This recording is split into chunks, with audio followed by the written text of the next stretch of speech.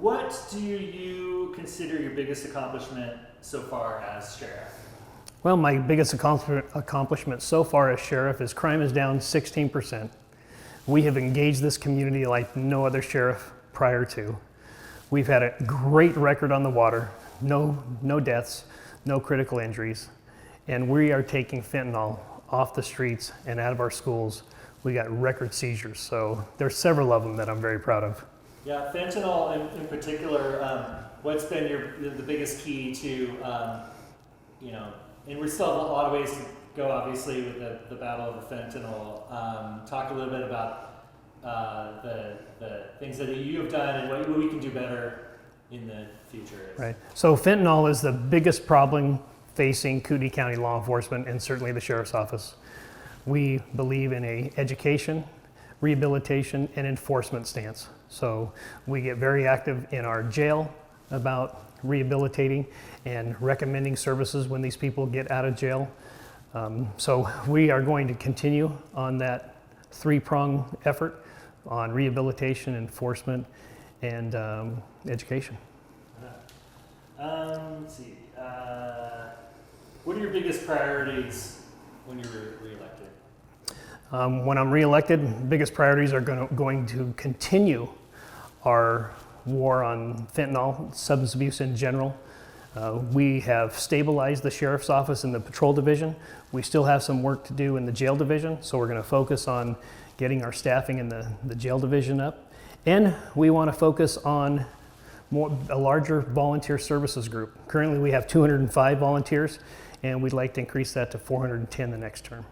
Nice. What's your, how will you go about that, getting more volunteers? Yeah, so we're going to increase our search and rescue team, our Office of Emergency Management team, and other ancillary services that the community volunteers can help this community in the event that we need help. Nice. Let's see. Why should voters choose you? Well, I am a proven, my last 4 years is my resume. I have done everything that I said I was going to do, and I look forward to serving the citizens of Kootenai County in the next 4 years. Nice. Let's see here. I don't know, this is a question that was written for me, so I apologize for this, but do you have any regrets from your time as sheriff? No, I mean, the biggest regret is that there are some people that believe certain things on social media without a credible news agency being able to put forth information. And that's the biggest concern, I think, that not only here in Kootenai County, but what we're seeing nationally. And that there's a lot of people that can put something on social media without any documentation or proof, and there's a percentage of people that are going to believe it. Yeah, there were one of your the people that's running, Dan Wilson. He mentions a lot about like impartiality. He considers himself a more impartial candidate for sheriff. Right. Well, I love living here in Idaho. I don't want to change anything about Idaho, so I don't want to change how we nominate our elected officials. I want to keep it the way it is. Yeah. All right. Let's see. Anything else you'd like to tell the people about that they may not know, or you might not get enough press about? Like, sure. You know, we have engaged this community like no other sheriff. We have coffee with the sheriff event, breakfast with the sheriff, town halls, very, very frequently. So even if you don't agree with everything or anything that I have said or put in policy, at least you have access to me. One of the biggest compliments I ever got was a 92-year-old man leaving Nosworthy's restaurant, and he said, "Hey," he goes, "you're the sheriff, aren't you?" I go, "Yes, sir, I am." He goes, "You're the most accessible sheriff this county's ever had," and I consider that a real compliment. But I'm available. I'm out in the community. I belong to CDA Rotary. I belong to the American Legion. I belong to the Micro Flats Grange. I'm a member of Eagles. I am out in this community. I am part of this community. So I look forward to serving the next 4 years, and I ask for your support and vote. Nice. All right. Speaking on a personal level, this is a police. I live in the city, but we recently had a visit from a person that was perhaps scammed, perhaps a scam artist. Have you seen an increase on preying on especially older people? Oh, I'm yeah. not old, but I'm like, Oh, no. yeah. Well, so we have done town hall meetings on the current scams here in Kootenai County. And I have a couple that are in their 70s, $180,000. That was a publisher clearinghouse type of scam. However, the most common scam is they're using a real name from somebody from the sheriff's office or a police department, and then they're saying, you've missed jury duty.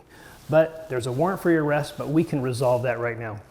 But I'm getting 30-year-old men and women who you would think are on social media at that age group, and they're getting scammed out of $5,000, $10,000, $15,000.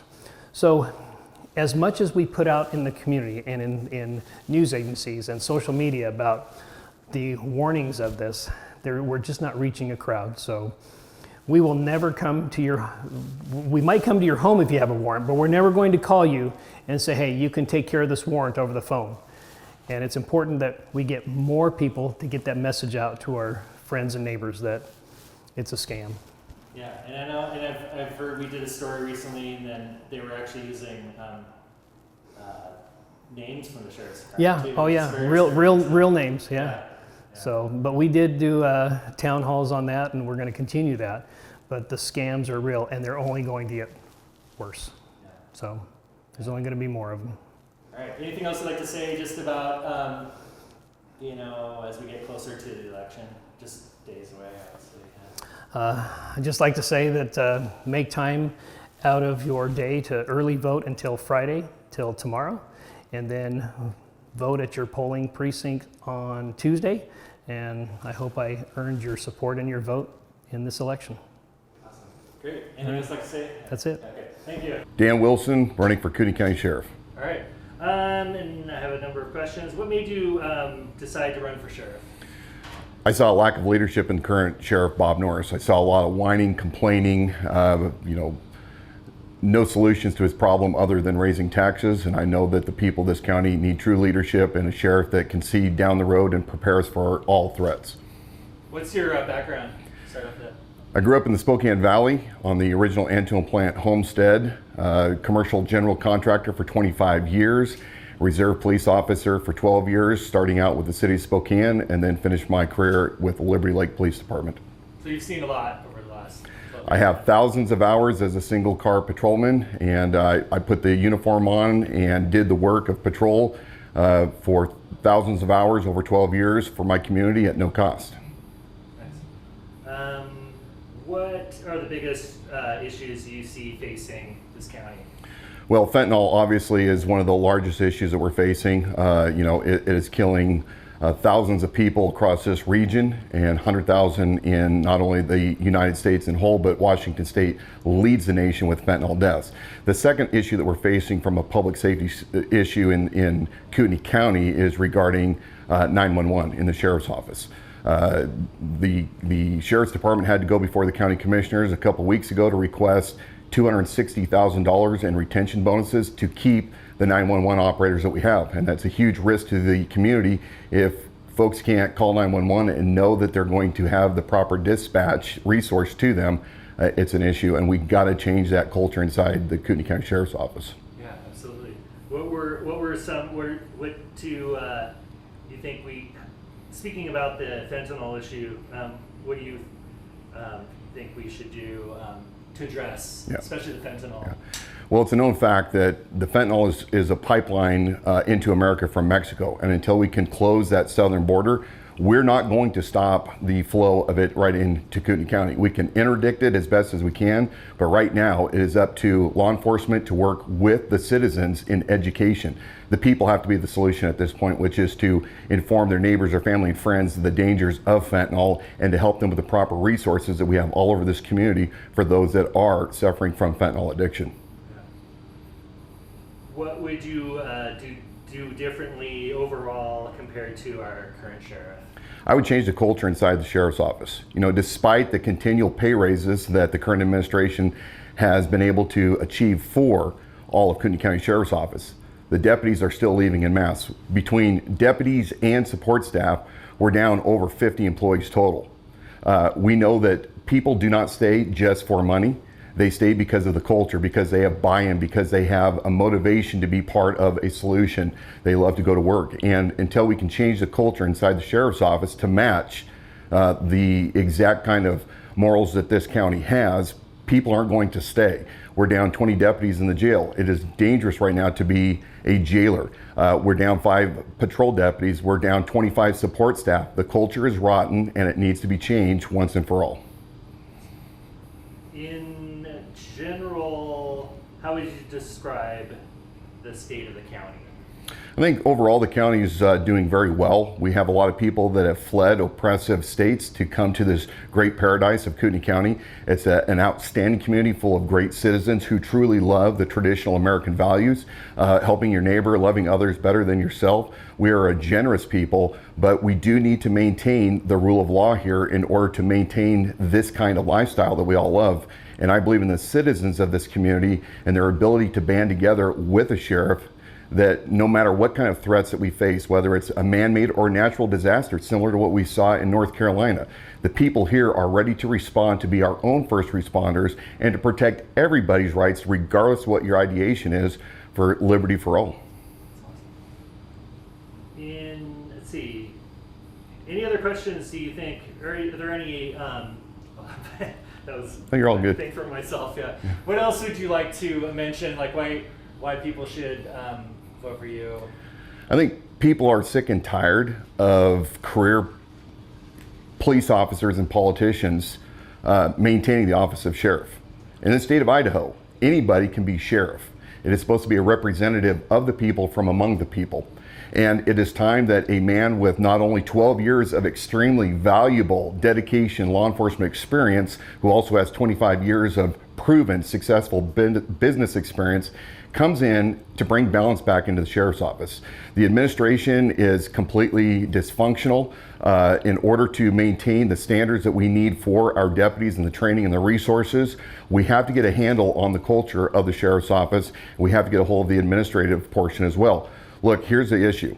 Since Bob Norris has taken over, our budget for the Kootenai County Sheriff's Office has risen from 33% from last year alone, 43 million to 50 million. The office has to be audited. We have to do a forensic audit from not only the books, but also the inventory to find out where the money's been going before we continually go back to the taxpayer to say, we need another raise. So I bring balance, and I'm the right man in this place and time in history to bring the needed leadership into the office of sheriff to protect everybody's rights with liberty without compromise. Nice. How do you feel like when you're out talking to the public? Or you feel like people are at the point where you're just talking about, like, Yeah. you know, kind of fed up with what's going on? They are, and as an independent who was a former Republican, people in this community are sick and tired of partisan politics. They want people that have no other, experience when it comes to politics, that are not career politicians. Those that are from among them to say, look, we're sick and tired of the way things are going. It's up to us to correct this problem. And in the independent position that I am, I've been able to encourage so many people to say, you don't have to vote for a party. You can vote for a man and an idea. And I've run the most transparent campaign for the past year. I have the most robust website. There isn't anybody in Kootenai County or the region that can't come in and find out who I am, what I believe in. I'm extremely conservative in my values, but I also swear fidelity to the Bill of Rights and the founders and their great words, which means everybody in this county gets equal protection under the law. And the current sheriff is partisan. He makes no bones about it. He gives special favors to Republican auctions and fundraisers to allow those people to use county resources to auction off for fundraisers that money goes back to Republican candidates. This cannot happen in a sheriff's office. We have to be independent. When I was a cop out on the streets, when I was called to somebody's place of residence to give them service, I didn't ask them a bunch of pre-qualifications. I treated everybody equally, and that's what I will do as Sheriff of Kootenai County, is I'm going to protect everybody's rights as found in the Bill of Rights, equal protection for all. Awesome. Yeah. Okay. Great. Do you think of anything else you want to mention? Yeah. Is there anything else you'd like to add? Or? I would say this. Yeah. I want people, despite the dark times that we see and the uncertainty in not only the globe but locally, I want people in this county to remain hopeful, because we did not descend from fearful men. We descended from men who understood the times, they acted accordingly, and they pledged their lives and their fortunes and their sacred honor. We have some heavy lifting to do, but united together as a community, we will get through all this with a great leader to lead everybody to freedom. Awesome. All right, great, thank you. Yeah. That's great. All right, I'm Justin Nagel. I'm the only candidate that's from Kootenai County, Idaho. I've lived here for my entire life. I've private investigated for 25 years here locally, and I'm looking forward to everybody's vote on Tuesday. Why did you decide to run for sheriff? A long list of reasons. There's been several major events in Kootenai County that have been swept under the rug. For example, Misty Phelps drowning in Fernan Lake. I had actually interviewed people around her prior to her death, and that is in the police report, and somehow it got ruled as a suicide double homicide. We should be asking those types of questions of how that happened, what did we learn from it, who all was involved. There's the current administration, Bob Norris, when he campaigned last time I talked to him, was on April 15th, 2020, with Lee Brainerd, who was a captain for Coeur d'Alene City at the time, and he had Captain Jason Mueller with the Post Falls City Police Department, along with Commissioner Chris Felios, about some upcoming events that were going to happen. And instead of protecting those people, knowing, of course, we have to remember that at the time he was campaigning that he was working for the Kootenai County Sheriff's Office, representing himself as a police officer. And when the events happened, he failed to protect those people's rights. He took them into custody, which is, of course, the job of the sheriff. Everybody that goes into jail is in custody. So basically the number one thing that he did, that he could have done, he failed at doing. Of course, right out of the gates, if we were to search the internet, he threatened to pepper spray a journalist for walking too close to a stop. But if we watch that footage, he extended a stop, which has been unconstitutional since 2015. So that was about the first 3 months of him being the sheriff, along with taking an endorsement from our previous undersheriff, which was against the county policy. And what that shows is just a complete lack of respect for the public from law enforcement, which has been a continuing problem. And that goes into the retention problems with Kootenai County Sheriff's Office and the staffing problems. You've obviously come prepared, with your motivation to run. Talk about some of the main subjects main issues that you see facing the county. The main issues I see facing the county are public corruption. As I was speaking earlier about the Misty Phelps event, we have a problem with retaining testimony at the courthouse. I testified to the upcoming Moscow murders and a couple other events, and that testimony's disappeared from the courthouse. But the staff remember it, and everybody who was in the courtroom remember it. And for some reason, that's not even being looked at. So without having a justice system, we shouldn't be making arrests and throwing people. That should be the number one concern of everybody, is not having an intact judicial system. And it's not even being looked at as far as I know. What would you do to change what's happening? We can tell from leadership in the Kootenai County Sheriff's Office and dispatch that we have the incorrect people in leadership roles. People very rarely quit a good job; they quit bad bosses, and that's been the same problem as the sheriff's office has had. And in the past, it's all been because of nepotism. Not necessarily all of it, but nepotism plays a big role. Everybody wants treated fairly at their job, and a path laid out in front of them how they can progress. And it's not done. It's basically usurped by favoritism instead of people going in and doing a good job and getting promoted. The other candidates have talked about fentanyl. Sorry. Other candidates have talked about fentanyl being a big issue in the area, and just opioids in itself. What do you think? Yeah. How the county is dealing with? Well, again, we shouldn't even really be talking about, this is a difficult subject to address. We really shouldn't be addressing fentanyl as the number one problem. 4 years ago, what we need to look at as citizens is 4 years ago we had a few different topics. It was teen suicide and methamphetamines. So here we are 4 years later and we're talking about completely different topics. So in order to succeed at fentanyl, we would have needed to succeed at methamphetamines, but of course we continually fail at it. So really what the public needs to do is stop listening to politicians, tell them what the issues are.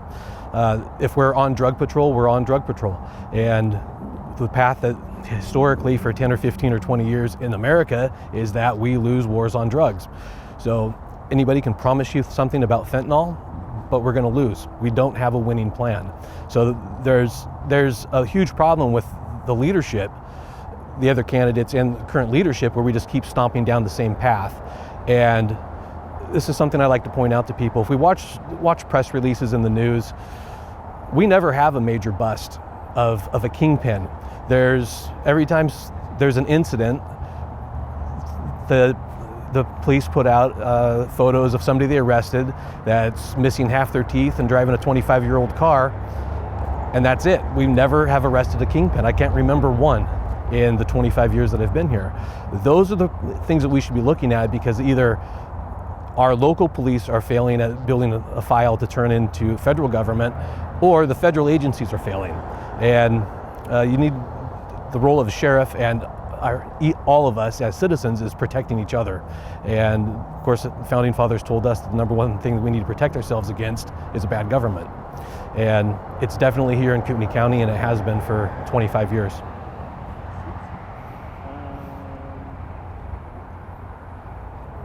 We've kind of already talked about it, but in general, how would you describe the state of the county? These are just questions that we can. Sure. Generally, the state of the county, in my experience here, living here, the community's definitely changed, where people that moved in are used to relying more on government. And in Idaho, that would be called the Democrat, but somehow everybody's Republican. And we see that with party problems, picking candidates, getting people on ballots. Our system only works if there's two strong parties debating each other, and we simply don't have it. Can you reread the question?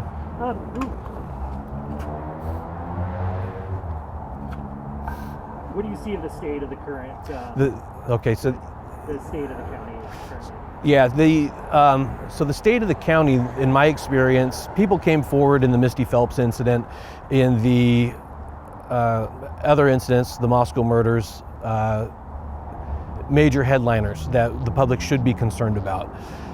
We have people here in the county that will speak up, and the county and the people can take care of the problems. We don't have police forces that are willing to do their jobs. And that's once again, the major problem in the county. So the state of the county and the county government, I would say, is poor and low. But the people here, we still have the people. And more by the day, really. But we don't have the correct leadership in our inside of all of our police departments. There's too much of a buddy-buddy system. The whole thing where everybody's a cop and everybody's cross-deputized, now we have special deputies, is the problem. There's way too much government and not enough space for people. Is there anything in particular that you would like the public to know about yourself, and that people should know about,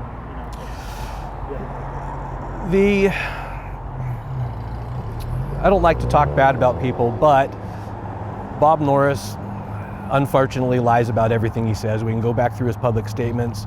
He claimed he was endorsed in the first campaign by the Coeur d'Alene City Police Department, and he flat out lied about it to win the primary. Like I say, he failed to protect two particular people that I specifically told him about. I named the dispatcher that was going to be on duty, the police officers involved, and he just turns a blind eye to it.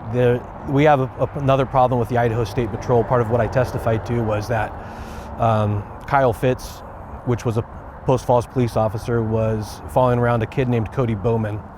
He's a juvenile. and that he was going to pull Cody over out at Twin Lakes in his Post Falls police car, and that Lieutenant Ashby was going to go ahead and falsify an investigation to cover him for it. It's because they're not lawful investigations. They're not based on documents from police departments. They're based on their gossip and their personal business interests. You know, we need to remember that we had a